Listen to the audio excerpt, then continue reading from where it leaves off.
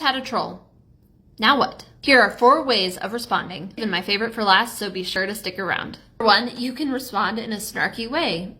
For instance, I always like saying, that's sus, like suspicious. Number 2, feel free to just delete the comment and block the person. You don't actually have to respond at all because this is your space, your home, your area, so they don't need to be here. Number 3, you could even make a response video explaining why that's not acceptable or how they're wrong. Number 4 is my absolute favorite. You're gonna go into your settings and into the comments area, and you're gonna create a filter. And that filter is going to put any word that is usual for that kind of comment that you.